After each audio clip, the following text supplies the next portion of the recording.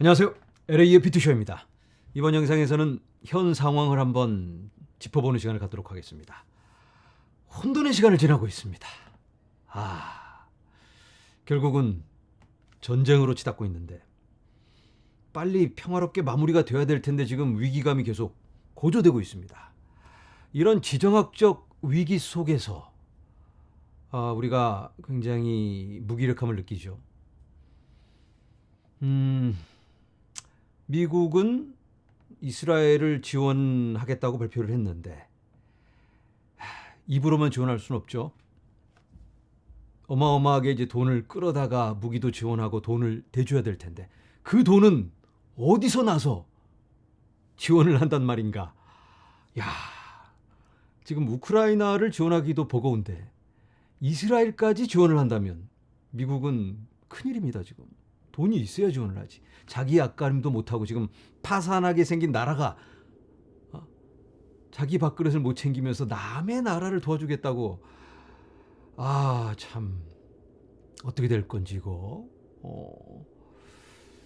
정말로 본격적인 지원이 시작이 된다면 당연히 금리 인상을 하기는 어렵겠죠. 그럼 돈을 찍어내야 되니까 상황이 굉장히 곤란합니다. 지금 미국이 지출을 더 늘려야 된다는 얘기니까 빚이 안 그래도 지금 기하급수적으로 늘어가고 있는데 지지난 영상에서 제가 함께 나눴죠.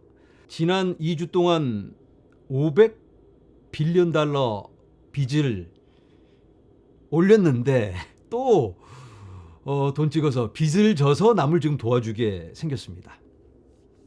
돈을 많이 찍어내면 또 어떡하죠? 인플레이션이 더 올라가겠죠? 그리고 또 지금 이 위기가 중동에서 일어나다 보니까 기름값이 또 올라가게 생겼어요. 그러면 엎친 데 덮친 격으로 지금 인플레이션이 잡힐까 말까 왔다 갔다 하고 있는데 지금 이것도 매우 좋지 않습니다. 오늘 CNBC에 폴 튜더 존스라는 화면에 보이는 이분이 나와서 인터뷰를 했습니다. 어마어마한 부자, 월가의 전설입니다. 본인이 가지고 있는 그 자산의 규모가 8빌리언 달러, 81억 달러. 어마어마한 부자죠. 이 사람이 굉장히 해안이 있는데 미국이 지금 굉장히 어려운 상황에서 지정학적 위기로 인해서 리세션을 피해가기가 어렵겠다 이런 얘기를 합니다.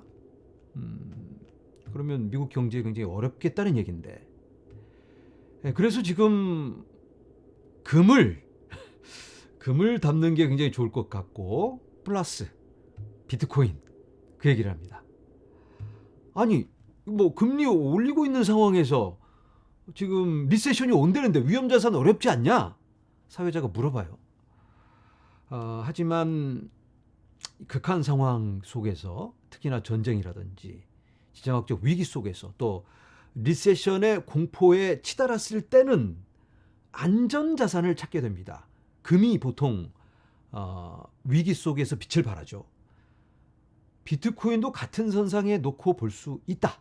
아직까지는 그렇게 되려다 말았지만 이번에는 충분히 그럴 가능성이 있다라고 본인은 금과 비트코인을 좋아한다 이렇게 얘기를 합니다.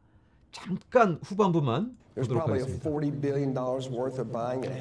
400억 달러가 유비가 되는데 리세션이 생긴다면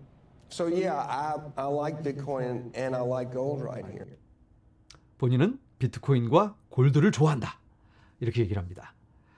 폴 튜더 존스의 선택은 금과 비트코인입니다. 지금 시점에서 리세션이 정확하게 온다라고 확정적으로 말할 수는 없습니다. 왜냐하면 리세션의 이 기준이 매번 바뀌고 있기 때문에 폴 튜더 존스가 예를 드는 장단기 금리 역전에 대해서 한번 잠깐 살펴보겠습니다. 조금 어려운 주제인데 국채에는 기간이 있는데요. 돈을 빌려줄 때 2년 후에 갚겠다. 그동안 이자를 이만큼 지불하겠다. 4, 4분기로 이렇게 나눠서 지불을 하는데 어떤 국채는 5년 후에 갚겠다, 10년 후에 갚겠다, 20년, 30년 이렇게 기간이 다 다릅니다. 우리가 딱 드는 생각이 기간이 길수록 찾을 수가 없으니까 이자를 좀 더 많이 줘야 되겠죠. 여러분들 정기 접근 들 때도 기간이 길면 이자가 높습니다. 그래서 장기 국채일수록 이자가 높은 게 정상인데 때로는 단기 국채가 더 금리가 높을 때가 있습니다. 아무도 안 사면 이자를 더 많이 줘야 사니까 지금 상황이 위태위태하다. 그러면 단기적으로 굉장히 위험하다면 단기 국채를 아무도 안 삽니다. 그러면 이자를 더 많이 주게 되는데 그래서 장기 국채의 대표로 10년물 그리고 2년물 이렇게 해서 10년물 금리 마이너스 2년물 일반적으로는 2년물 금리가 낮아야 되니까 플러스겠지만 상황이 매우 어려워진다든지 위기감이 조성되면 이게 역전이 되기도 합니다. 마이너스가 돼요. 그걸 장단기 금리 역전 이렇게 이야기를 합니다. 자, 화면에서 보시면 요 까만 라인이 0입니다. 0. 일반적으로는 위에 있겠죠. 그런데 굉장히 시장 상황이 안 좋아지면 사람들이 안 사게 되면 아까 말씀드린 대로 이 차이가 역전이 되는 겁니다. 자, 이 까만 선 밑으로 내려갔을 때가 마이너스입니다. 마이너스가 되고 나서 이때가 1989년 그리고 여기 회색깔 구간이 리세션, 경기 침체입니다. 90년에 1년 후에 경기 침체가 왔습니다. 금리 역전이 되었다가 다시 회복되고 나서 그리고 경기 침체가 왔다. 그리고 2000년도에 장단기 금리 역전이 또 일어났죠. 그리고 나서 1년 후에 어마어마한 경기 침체가 왔습니다. 2001년부터 시작된 닷컴 버블 매우 힘든 시간이었는데 그리고 나서 또 이 부분 2006년에 그리고 회복되었다가 또 빠지면서 그리고 이때가 글로벌 금융위기였죠. 긴 경기 침체로 이어졌습니다. 그리고 나서 2019년에 금리 역전이 일어나려다 말았는데 2020년에 경기 침체가 아주 짧게 왔습니다. 그런데 이때는 코로나였기 때문에 아주 예외적인 상황이었습니다. 자, 그런데 여기 2022년에 시작된 장단기 금리 역전 아주 심하게 거의 뭐 몇십 년 만에 최고로 역전이 되었습니다. 지금 이제 가파르게 상승하고 있죠. 자, 과거처럼 똑같이 되풀이된다면 그러면 곧 경기 침체에 이를 수가 있겠다.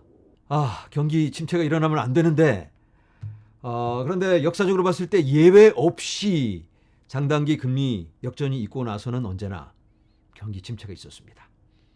그러면 상식적으로 봤을 때 내년쯤에는 경기 침체가 오고 힘든 시간이 이어질 걸로 많은 경제학자들이 예상을 하고 있습니다. 그런데 다른 의견도 있습니다. 2022년에 벌써 경기 침체는 시작되었다. 다만 그 기간을 지금 억지로 늘리고 있는 거다. 사실 2022년에 마이너스 GDP가 두 번이 있었습니다. 마이너스 GDP로 두 번 연속 이렇게 반복이 되면 경기 침체다라고 정의를 아직까지는 해왔었는데 그 정의를 바꿔버렸죠. 왜냐하면 고용지표가 너무 좋으니까. 그래서 여러 해석이 있기는 한데 또 한 가지 해석은 금리를 너무 급격하게 올려버렸습니다. 이 금리란 기준금리를 말하는 겁니다. 기준금리는 빌려서 바로 갚는 그런 돈. 그러니까 단기 국채에만 적용이 되는 겁니다.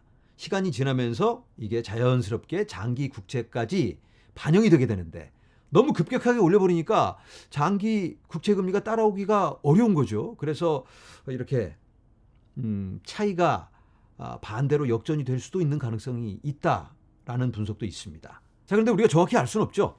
확실한 건 지금 미국이 매우 상황이 좋지 않다. 경기가 매우 좋지 않고 장사가 안 됩니다. 여기저기 망해 나가는 회사가 한둘이 아닙니다. 그리고 내년에는 더 안 좋을 걸로 보입니다.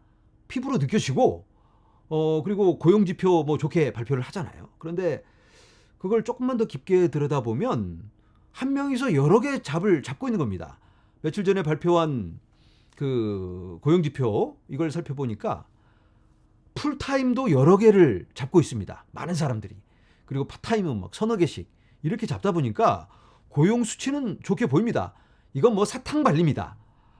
바이든이 지지율 높이려고 작당을 해가지고 일부러 포장하는 느낌이 확 들어요.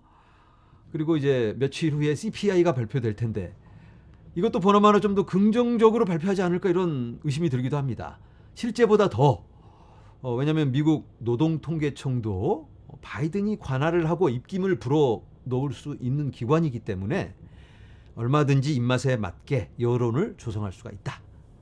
그래서 실제적으로 경기가 어려워지고 내년에는 지금보다 더 어려워질 게 거의 확실합니다. 그러면 주식이나 코인도 당연히 더 안 좋아질까요? 경기가 당연히 안 좋아지고 사람들 주머니에 돈이 없어진다면 떨어질 확률도 굉장히 높겠죠. 그런데 이런 자산의 가치는 투자 상품의 가격은 미래의 가치를 반영합니다. 내년에 들어가서 물론 경기가 더 안 좋아졌지만 주머니에 돈은 없지만 조금만 버티면 리세션 끝나고 좋은 날이 온다 하고 희망의 메시지가 자꾸 주어지면 주식 가격 올라갑니다. 코인 가격도 올라갑니다. 왜냐하면 사람들이 꼭 붙들고 안 놓습니다. 밥을 굶더라도 하나라도 더 사게 되니까. 왜냐하면 1년 후에 오를 거 확실하다면 팔 리가 없죠. 그래서 경기가 안 좋아진다고 해서 코인의 가격이 떨어지는 것만은 아닙니다. 중요한 건 그 미래의 가치가 얼마만큼의 미래냐겠죠. 예를 들어서 내년 초에 앞으로 1년 안에는 경기가 좋아지겠네 라는 희망이 있다면 코인 가격이 오릅니다. 그런데 한 2, 3년 지나야 오르겠네 이러면 곤두박질 치게 되는 거죠. 그래서 이 경기 침체의 골이 얼마나 깊을까 이게 매우 중요하겠습니다. 자, 1945년부터 2020년까지의 모든 경기 침체를 보여주는 그런 차트인데요. 그 기간 한번 보도록 하겠습니다. 8개월, 11개월, 10, 8, 10, 11, 16, 6, 16, 88, 18, 2. 이 기간 평균을 내보니까 10개월 정도입니다. 10개월? 그렇다면 만약에 2024년 초에 경기 침체에 들어간다고 가정을 해보겠습니다. 그러면 2024년 말에는 경기 침체에서 벗어난다? 아직까지 보면 경기 침체에 들어가기 전에 가격이 다 빠져버리든지 또는 초입에 가격이 대부분 빠져버립니다. 그리고 경기 침체를 벗어나기 시작하면서부터는 가격이 회복을 하는 모습을 보여왔습니다. 그러면 반감기 사이클과 맞물려서 만약에 경기 침체에 들어간다고 해도 2024년 말부터는 회복장, 상승장으로 연결될 수가 있다라는 예상을 해볼 수가 있겠어요. 이것도 굉장히 희망적이죠. 설사 경기 침체에 들어간다고 해도. 자, 전쟁이나 지정학적 위기가 있었을 때 S&P 500의 퍼포먼스를 보여주는 차트입니다. 1941년 진주만 공격이 있었을 때 한 달 후에 S&P가 마이너스 3.4%, 3개월이 지났을 때는 12.7% 마이너스, 6개월 후에는 9.1% 마이너스. 하지만 1년 후에는 0.4%로 회복을 했습니다. 여러 지정학적 위기와 전쟁이 있어 왔습니다. 오를 때도 있고 내릴 때도 있습니다.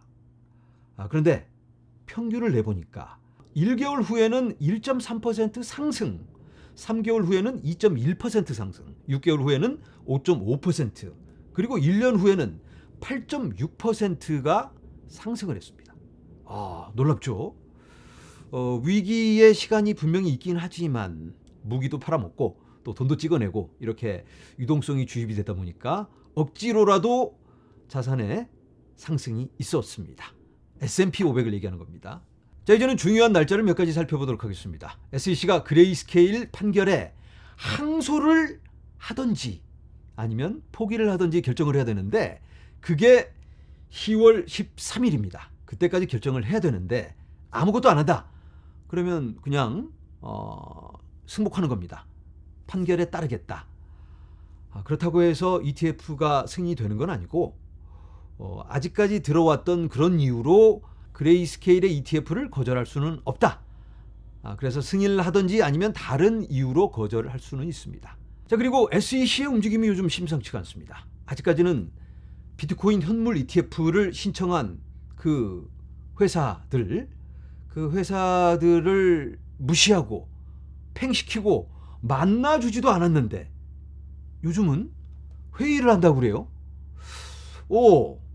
적극적으로 뭔가 조율하는 모습을 보여주고 있습니다. 아직까지와는 사뭇 다른 분위기를 보여주고 있기 때문에 야, 이거 승인하려고 준비하는 게 아닌가, 이러한 기대가 스물스물 올라오고 있는데요. 에릭스 발추나스, 이 사람은 블룸버그의 ETF 분석 전문가입니다. 이 사람의 예상은 SEC가 항소할 가능성이 없고 거부할 가능성이 없다고 생각합니다. 그레이스케일의 이 소송 결과에 대해서 SEC가 이걸 항소를 해서 싸우기에는 좀 무리가 있다.